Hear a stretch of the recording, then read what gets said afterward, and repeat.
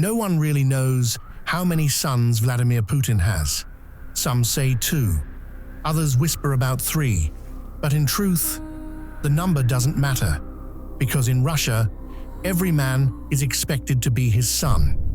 The story of Putin's sons isn't about bloodlines, it's about the men raised in his shadow.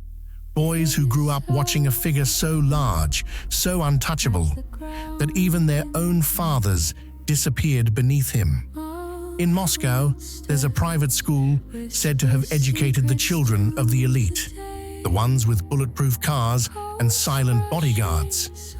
Teachers there spoke of a few students who never used their real names. Their homework went straight to the Kremlin for review. Their grades classified. No one asked questions, because in Russia, questions can cost you more than your job. But Putin's sons aren't just flesh and blood. They are the soldiers who fight his wars, the hackers who defend his silence, the politicians who mimic his voice until it becomes their own. Every generation produces more of them, loyal, disciplined, afraid. Men molded in the image of a father who never wanted equals. When Russia invaded Ukraine, many of these sons marched forward believing they were defending family, not empire. They grew up on stories of betrayal by the West, of enemies at every border, of a leader chosen by destiny. And destiny is a powerful drug. Yet beneath the myth lies something smaller, something heartbreakingly human. In a small town outside St. Petersburg, a mother once said her boy joined the army because, in his words, "Putin needs me." He died 2 months later. When she was told, she didn't cry.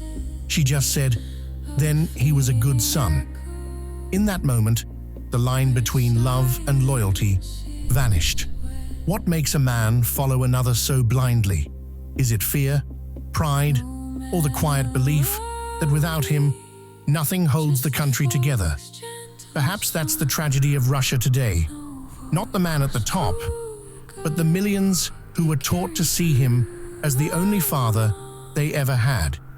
One day, Putin will be gone, and his true sons, the soldiers, the bureaucrats, the believers, will be left behind, staring into a silence they were never taught to survive.